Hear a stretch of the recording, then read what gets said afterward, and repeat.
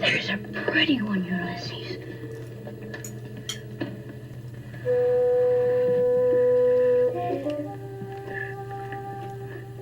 There it is.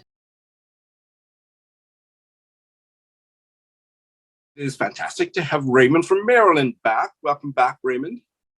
Thank you for having me. And I know this is not your forte, talking about fiction, so thank you for indulging me, but you recently read a short story collection by a Black American writer, Danielle Evans, The Office of Historical Corrections, and you had a fascinatingly complex reaction to it. So I would like you to tell us all about that. Sure. So yes, Office of Historical Corrections. I got this book from the Book of the Month Club, December 2020. And the description kind of drew me in. So I picked it up sometime last year.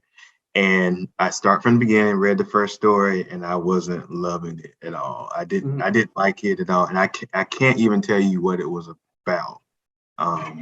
The story. The story, yes. Uh-huh. But I didn't like it, but I had some friends who told me who finished the entire collection. They said, Raymond, you need to give it another shot because it gets better.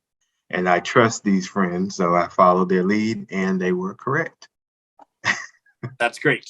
Now, and my bias is that I have just recently read her debut collection of short stories, Before You Suffocate Your Own Fool Self. And boy, Danielle Evans has zingers of titles. I love both titles, and I absolutely love that collection. So can you tell us a little bit about what you didn't like about the first story before we get into happier territory with some of the other stories? Mainly just what I remember. The story wasn't something that the ending was just kind of, blasé. It didn't really excite me. I'm the type of person, like in a novel or any other book, if the first chapter kind of hooks me, then I'll most definitely will stay with it. And with that story, it didn't give me that, that hook to be like, let me keep reading this. So I had a couple of doubts. And then did you put the collection down for quite a long time? I did. I put it down for maybe about 5 or 6 months. Okay. And then some friends convinced you to pick it back up again. Right. And you liked most of the rest of the stories quite a lot. So you ended up giving it 4 stars. Tell us about one or two of your favorite stories. Sure. So one of my friends suggested, and I actually didn't read them in order. I bounced around for the most part. One of my friends told me to read Why Won't Women Just Say What They Want, which is the 5th story in the collection. So I went from the first one to the 5th one and then back. Interesting. Kind of like that. So anyway, that story was more of a Me Too kind of, even though they didn't mention the Me Too movement, but it had a vibe of the Me Too movement where it was this famous artist who had been either sexually assaulting women or mistreating women in some way romantically. And so it was this story where he had invited all of them to this art exhibit to apologize, or for him to apologize to them. But something happens in the story that is not really expected. And so you hear all the points of view from the different women and what their interactions were with this artist. And it was a very interesting story. So my suggestion, if anybody wanted to read this, start off with that one. That would be the best one to kind of hook someone in. And that one does sound quite resonant with some of the themes that she wrote about in Before You Suffocate Your Own Fool Self. Lots of gender politics as well as race.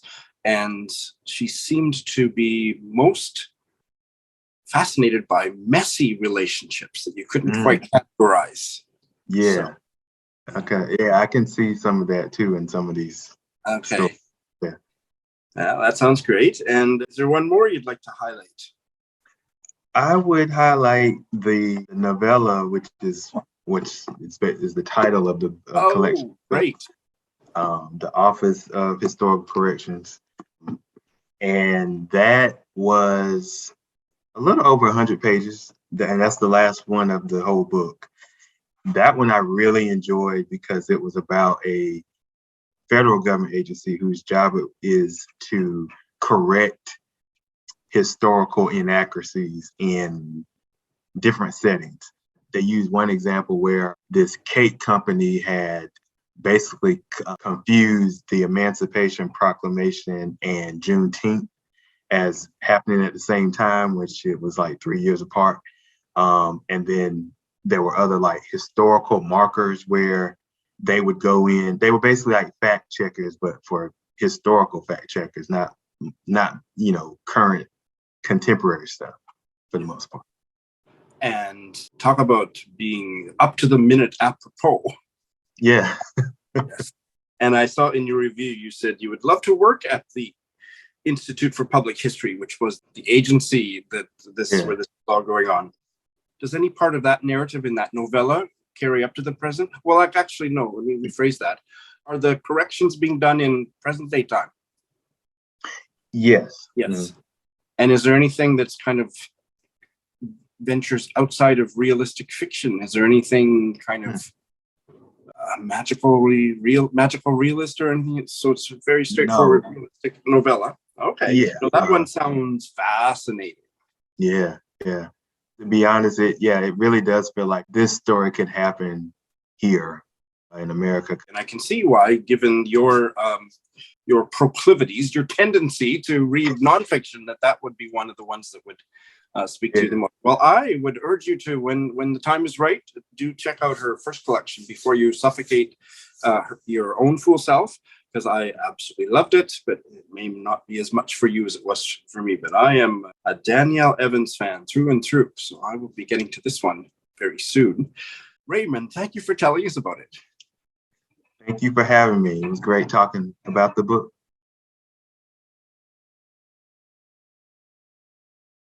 Alina from Rotterdam is back. Alina, hello. Hi, Sean. How are you? I'm great. And this is one of my very first Zoom recordings done from Saskatoon, Saskatchewan, Canada. So that's my mom's bookshelf and my parents' farm on the wall there. How nice. Yeah. Yes. So we are here to talk about none of that. We're here to talk about a Pakistani-British graphic memoir, The Roles We Play by Sabba Khan. You absolutely loved this, didn't you? Yes, I did. I thought it was a very interesting book. Shall I show the book? Please. It's quite chunky. It's a big book. I mean, it's not something you read in an hour or something like that, even if it's graphic. It just won a prize in the UK. It won Jalak Prize. And the Jalak Prize is a quite new prize for especially people of color living in Britain or being published in Britain. Yes. So she won the prize. She's second generation Pakistani British person.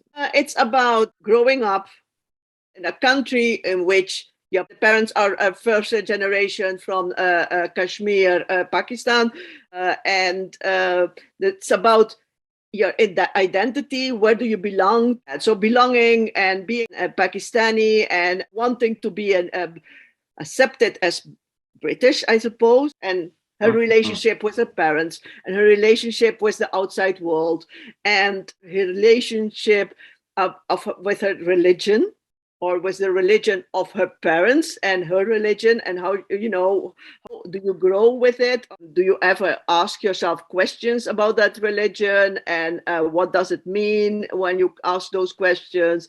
It's about really racism too. I mean, all those things are part of the story. Do you know anything about her? What generation she's in? I'm assuming she's somewhat young, but I she is. She's quite young. I mean, I could show you a picture of her in the book. Sure. All right, great. Yeah, she looks young. I think she's somewhere in her somewhere in the early 30s or something like that. Could we describe this, at least in part, as a coming-of-age memoir? Yes. So, why did you love it so much? It's not an easy book. I mean, let's put it that way. I thought she was very much in touch with how lost her parents must have been, or maybe still are. They have always been the ones who followed the rules back home, but also here, and still they are never really taken serious. Definitely not taken seriously in England or in the UK. And she fights that because she wants to grow up and she wants to be, but at the same time she understands how painful that must be. They left their country as partition, and Pakistan, India, Karachi, because they are from Karachi. And so the book is also a bit about history. So sometimes she gives a bit of the history of what happened in those days. But could you relate to this? I'm a little bit aware of your story, and you are living in a culture that's not your own. Could you relate to it in any way? In a way, I think I have the advantage, let's put it that way, that I'm quite white. That's true. And so I can really, if you don't know, you will see me as a Dutch person, let's put it that way. She cannot hide. She wore her hijab for a very long time. And because of that, people saw her, or because of the hijab, they saw her as in a certain way and acted towards her in a certain way. So although I can understand, I can feel with her the fact it is very difficult and very hard for your parents to move from their home country, especially if they don't want to, but financially or war or any other kind of things forces them to leave, that must be very difficult because it's not a free choice. Let's put it that way. That's what happened in this book too. So that part, yes. Interesting. Show us some of the art. Oh, the art. Before she was a graphic she drew. She studied architecture, and you see that in the book. She does discuss a lot about her homes. And for example, you see she's also describing the house and what it meant to be in that house, and how close that house was to her, for example. This is someone who knows how to draw buildings and right. Perspective and things like that. I mean, that's definitely her thing. It's all in 3 colors, I would say. There's not many colors. I mean, these are the colors. Look, this is what I mean by a staircase, and it goes up and it goes down. Every chapter ends in a pink page. A pink page. Yeah, it's a pink, peachy kind of thing, and that's the end of the chapter, and then a new chapter starts. It sounds like a powerful memoir in graphic form. Thank you for telling us about it, Alina. My pleasure. I'm delighted to welcome a brand new guest to Bite Size Book Chats. This is Steve from Wisconsin. Hello, Steve. Hi, Sean. How are you? Well, it's great to meet you. And you and I, how do we know each other? Through Instagram. And I guess you've been watching some of my videos. That's correct. I started, like many people, discovered the bookish world during the pandemic. And your accounts, your BookTube accounts, along with a few others, were some of the first that I stumbled into that I was ready to hunker down in and watch. And so for a few years now, I've been following you and there's just a lot of really wonderful people in the BookTube world. And then that, from there, I started posting things on my Instagram account about books. And slowly but surely, I discovered there's this amazing community of really supportive, kind human beings who just love to read and sometimes write. And it's been probably one of the best things for me to come out of the pandemic. That's fantastic. And tell us a bit about some of your writing. Thanks for asking. I've been writing for a very long time. I started writing after the summer of the concert Live Aid, which you may remember. And I was a big U2 fan at the time. And I U2 or YouTube? U2. U2. So this was way before YouTube. Yeah, way before YouTube.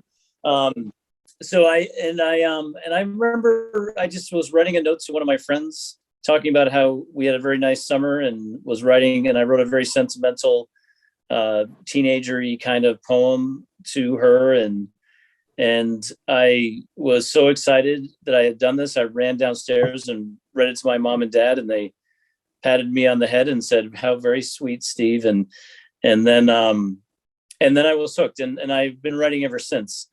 So I most recently have been published. I've had some poems published through a journal called the Hold On Project, which is through the Instagram community, and a wonderful group of people who have gotten a chance to publish. Many of us it was not my first time, but many for the first time. Wonderful man named Danielle who put that together, and I'm currently working on manuscripts for a full-length book of my poetry that I'm hoping that I may or may not be working with Danielle on to get published somewhere this year. So we'll see how it goes. So we are here to talk about a book of nature writing that sounds pretty interesting. It's called Meadowland, The Private Life of an English Field by John Lewis-Stempel. Came out in 2014, and I believe this book had quite a fantastic impact on you, Steve. It did, actually. So this book I discovered when I was visiting England in 2017. It was on a shelf of nature writing, and it won an award called the Wainwright Award, which I did not know of at the time, which is an award given to nature writing. I was going through a period in my life then where I, let's say, reevaluating life.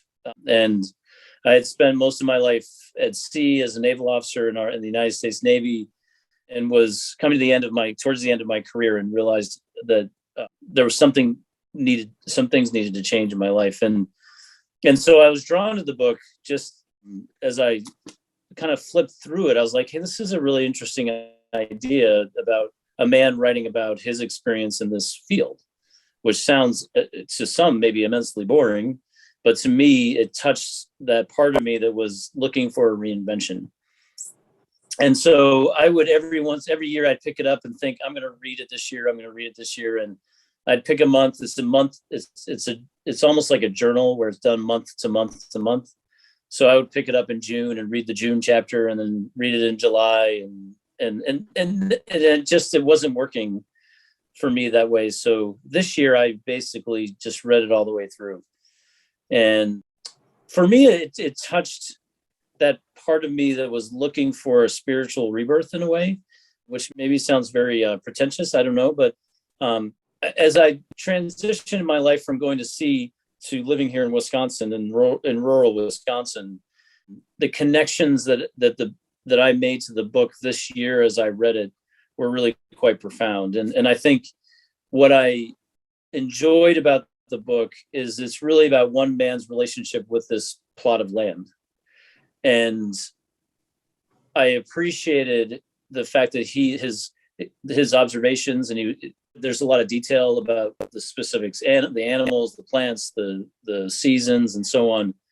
But there's also an observation about the impact that place had on him.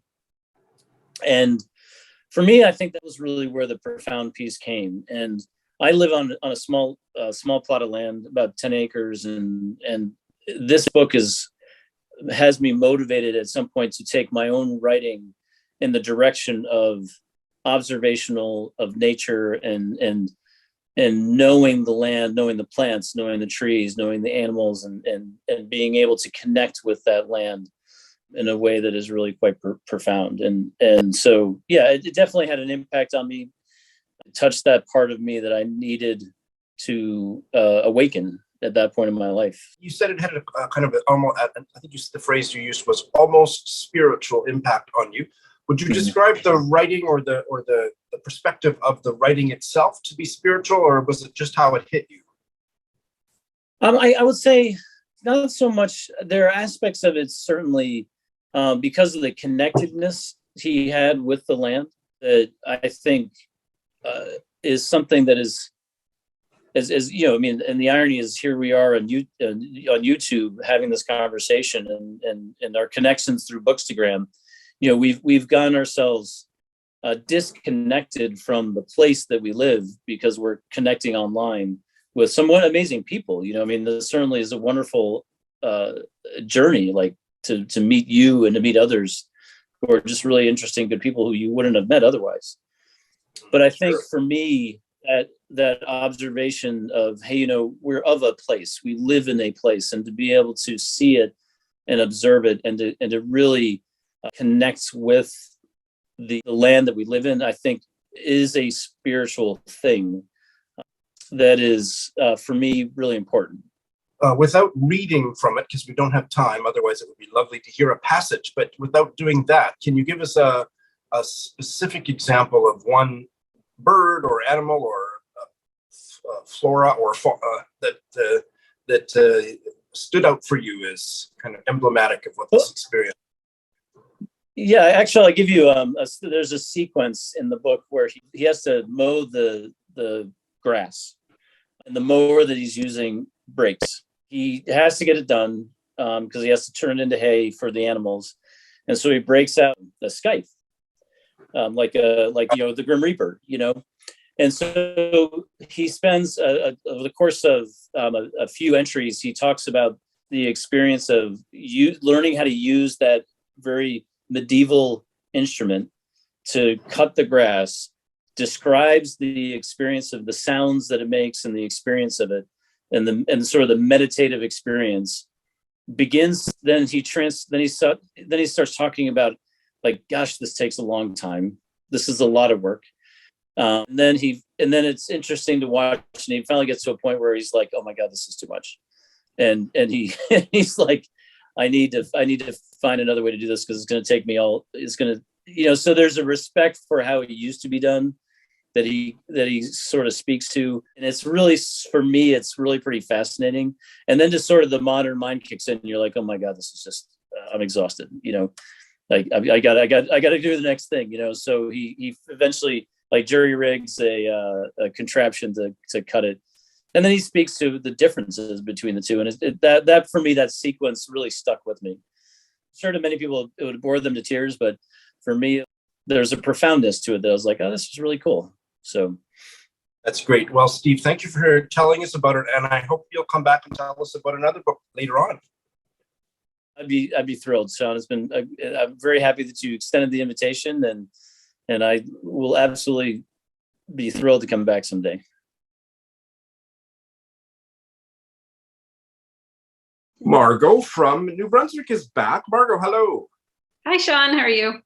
Great. So good to have you back. And you're here to talk about a French-Canadian. Is it a novel, by the way? It's a novel?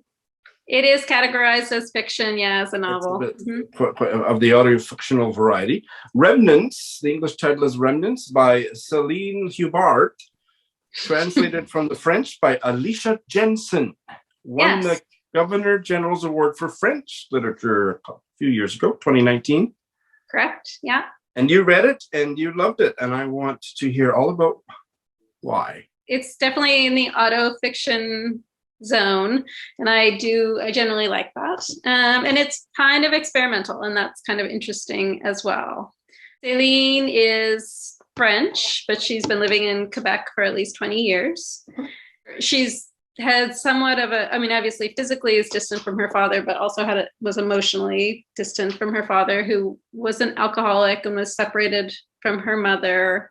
And she gets a call that he's in the hospital. And so she gets a plane ticket to fly home. And when she arrives at the airport, her sisters meet her to tell her that her father has died. The novel is really her attempt to kind of make sense of her grief, and also to kind of create a portrait of her father, who she feels like she never really knew. And what makes it sort of experimental or different from anything I've read before is it's almost like she's created an archive. So it's like a collection of documents that she puts together about her father. And some of them, they include photographs. She has actually photographs in the book. Of him, yeah. And then there's like a handwriting analysis that's done, just transcripts of conversations that she does with family members about her father. There's like a list of everything that was in his apartment when he died, all of these sort of like anything that she can collect. And some of it is more imaginative. Like she describes the experience of being at the morgue to identify his body. And all of this is sort of brought together to kind of create a portrait of this man. So he was only 48 when he died. Wow. He wasn't very old, and he had been an alcoholic for many, many years. And it seems like that's definitely a contributing factor in his death. He was not very expressive. So one of the reasons that her mother eventually left him is because he never once told her that he loved her throughout their entire marriage. And there may be a suggestion that growing up, she was always told that she was a lot like her father too.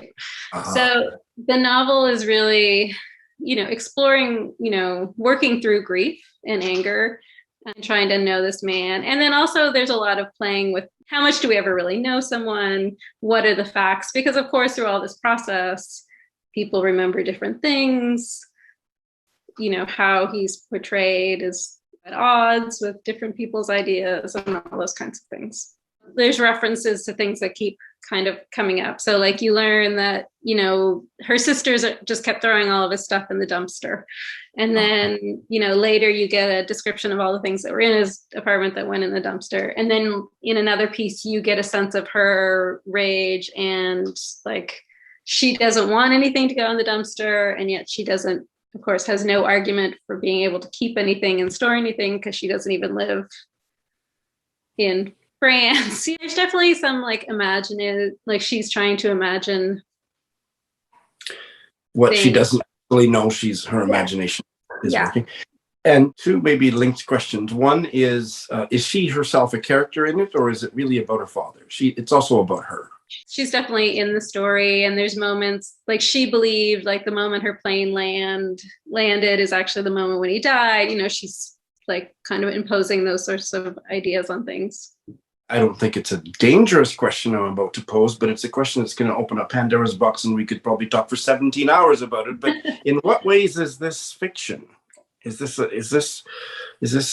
I know autofiction is kind of fraught and kind of hard to pin down, but does it actually read as like a novel?